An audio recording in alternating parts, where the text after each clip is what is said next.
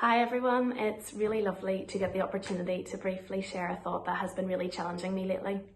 I couldn't quite believe it when Davey sent me through his thoughts for tonight's sermon and how well they crossed over with some of the thoughts that I've been having this week.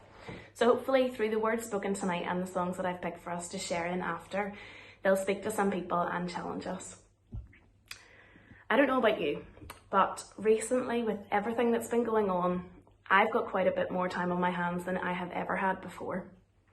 And I've been challenged with what we are going to do with that time. We have a choice to make. Are we choosing to use this extra time to learn a new skill, or maybe pursue a talent or an interest that we already have?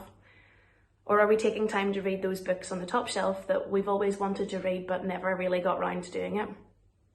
Are we striving to get fit, or maybe we're wanting to become a star baker? I know that all of these things are things that I have debated and have definitely dabbled in the last couple of weeks. While all of these things are lovely and enjoyable and they put time in, they aren't necessarily the best things to be doing if they take up all of or even most of our time. It's a perfect time, however, to dig deep in the scriptures, because the choices that we make in this season will stick, and they could shift the foundations of who we are and how we live our lives. God has been reminding me that in this season where there have been major disruptions to our routine and constantly changing updates from the government, and the world around us seems to be shaking and worry and panic are starting to set in, that we can still put our full trust and hope in who Christ is and what he has done for us. God has promised us so many times in his word that we don't need to be afraid or worried because he goes before us, he is with us, and he will never leave us. And if we put our hope in him, he will renew our strength. Let's take each day as an opportunity to know his presence more and grow ever closer to him.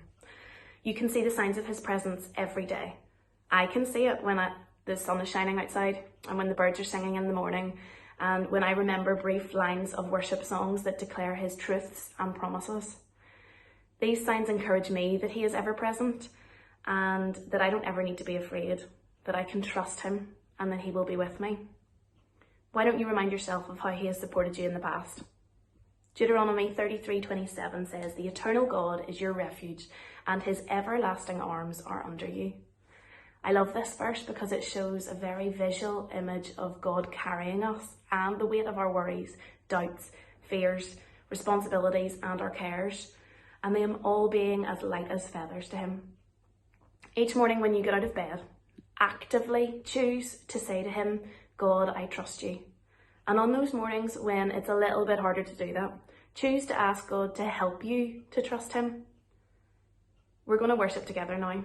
Why don't you ask God to help you to trust him and lean into his presence more in this season?